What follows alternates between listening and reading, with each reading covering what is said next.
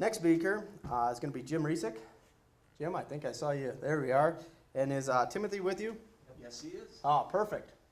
All right, I will turn over the podium here. Thank you. I will get my Diet Coke out of the way there. Yeah, don't spill it. And don't trip over my, vacuum. Very good. I wish I had his energy, That's bad. It only lasts for 15 minutes. Yeah, all right.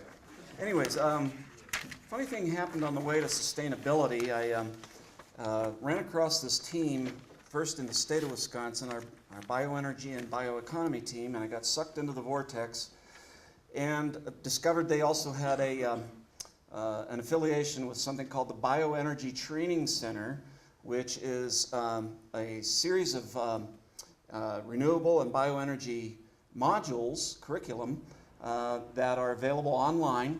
These were produced by the K-State and so forth. We had 10 different extension services from the Midwest and North Central Great Plains region. And this is affiliated with the Extension Farm Energy Community of Practice, the E-Extension Farm Energy Community of Practice. And there are three series. I have them standing up there as props, literally. And I'm going to talk about the first one, which is an introduction to bioenergy. And then also we have one called NCON, which is about on-farm energy conservation and efficiency. And ANDIG, which I dig, it stands for anaerobic digestion. And so those are three series. And then within the series, there are different modules. And I'm only picking on one module here today about engaging the community. So with that, that's my introduction. I should mention the 4 parts of that introduction to bioenergy are the introduction itself, bioenergy crop production and harvesting, water resources, and then this one, community economic development. I didn't write any of these, so there's an old saying, I guess, in the frontier in the West, don't shoot me, I'm only the piano player, okay? So I'm conveying this information, I'm still learning. This was under the leadership of Ann Hines Silvas from Illinois Extension, a good colleague of mine. And so let's move ahead here. Okay, and Dan Call loaned me his slideshow, and I adapted it like any good extension educator. Adapted is tantamount to stealing liberally, right? Okay. The purpose of the module is to address a range of concerns and issues and opportunities around bioenergy through the filter of sustainability, with the goal of creating avenues for meaningful participation by the community in bioenergy generation and discussions. So that's the purpose. Too many objectives. I'm going to go through them real quick. But the objectives starting out here, we are looking at an integrated approach to bioenergy development. We're addressing the diversity of perspectives, many stakeholders, I call them stakeholders, and then also looking at key sustainability issues and opportunities associated with each type of bioenergy development. And more objectives. We are advising through the module on the design of public participation strategies, looking at some lower end cost-benefit tools for evaluating projects, and then also providing some policy and legal mechanisms for communities to use.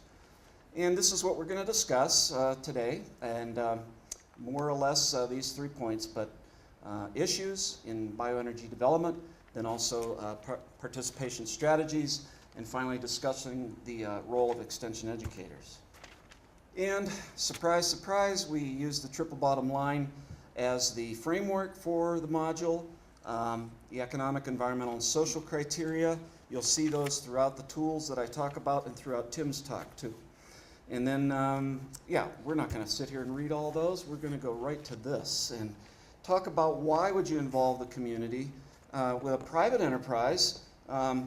Sometimes these are from out of state or out of community or out of the region, and it's very important for a firm to become established in the community, and this is done through transparency.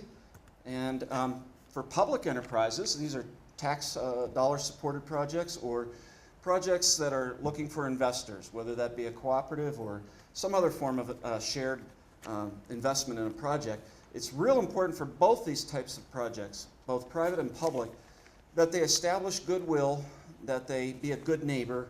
In other words, these are the underpinnings of a social sustainability. And that is very critical to any project. And I know I'm talking about projects here, but I would say it's very critical to any approach that we take with sustainability and community-based economic development. So, first tool is called the Bioenergy and Renewable Energy Community Assessment Toolkit. Long title, can be used as a pre-assessment tool, not as a feasibility tool. This is prior to doing a feasibility analysis, so it's a fairly basic approach. Educational tool with planning bodies and others. A reference tool for decision makers, in particular for identifying stakeholders. And then finally as a checklist for landowners and others interested in investing in renewable energy or bioenergy. And we need to enter the matrix to tap the energy. And we've done that with the Bioenergy Training Center by creating a series of matrices for each of these 5 different types of bioenergy or renewable projects. And if you use these well, I promise you will be virtually bulletproof. Not. Okay.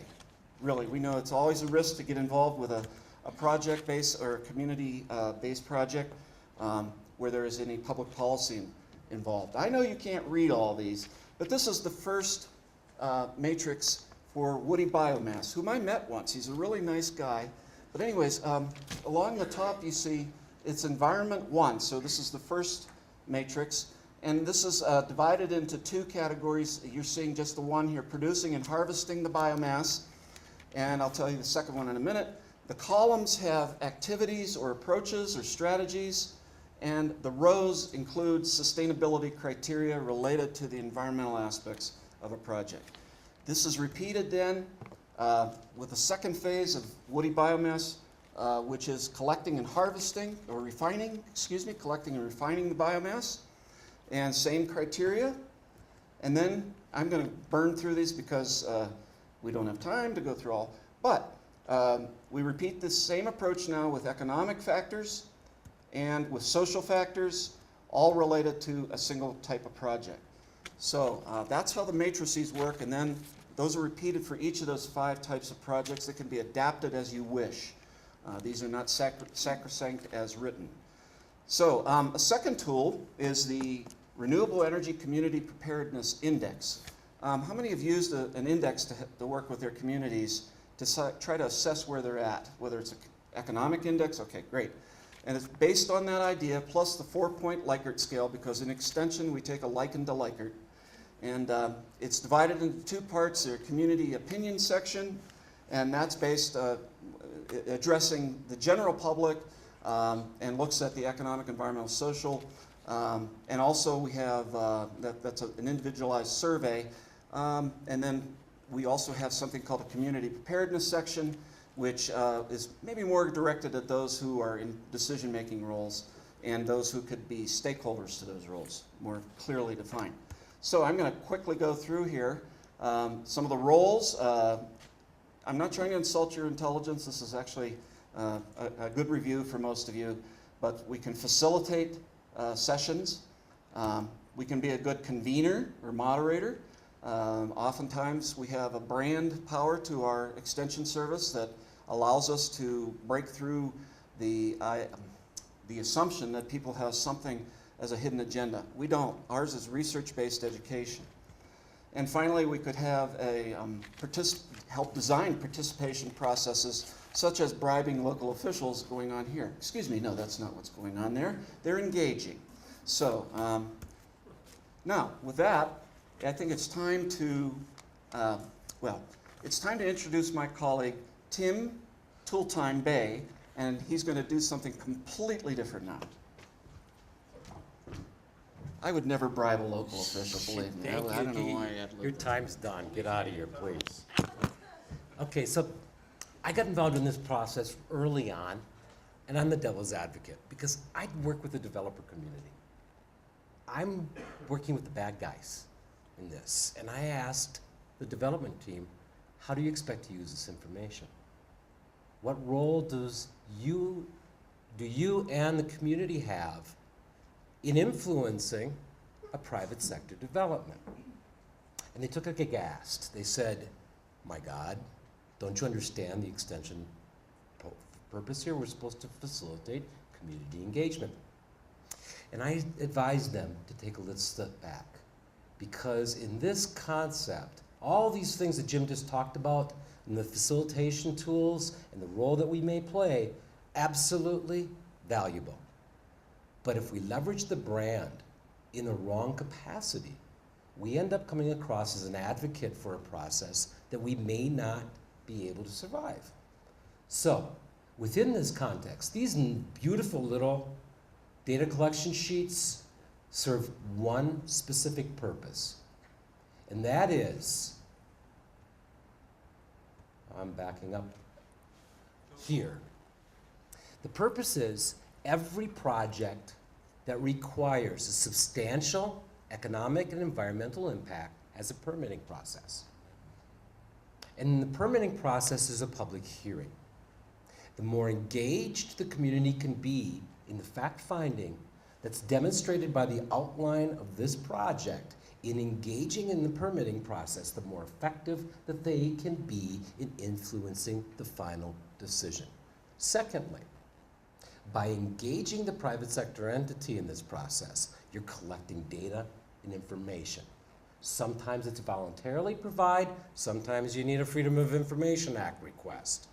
But in either case, the groups within the community that want a say-so in this process are built with facts. Their argument evolves out of research-based educational efforts. And within the structure that we have, the statutory structure in every state, zoning adds another level on it. This is the way of what, through public engagement, you can actually affect change. The dilemma of extension taking a leadership role in fostering opinions, collecting information, absent the permitting environment, is the perception of advocacy, of taking a side one way or the other. So within your communities, this tool is really a tremendous tool. I give my colleagues a lot of credit, but think carefully in how you place this, and I'll tell you about briefly in a case study. I took a leave of absence in 2006. I ran an executive training program, and I'm the state energy specialist. It was an ethanol developer co-locating an ethanol plant to a feedlot. Anybody know Temple Grandin? Okay, Temple designed our feedlot, okay? It exceeded EU humane practice standards. We organized a community advisory group to guide our permit application, and we hired extension. I took the leave of absence, I hired 2 colleagues, said facilitate that. We had 30 public leaders from across the board, and their words, their thoughts greatly influenced the development of the permit application. It was a community advisory group. Out of that experience, this tool was developed. And that's all I have to say.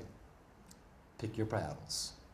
Advocate to your audiences where to use the information.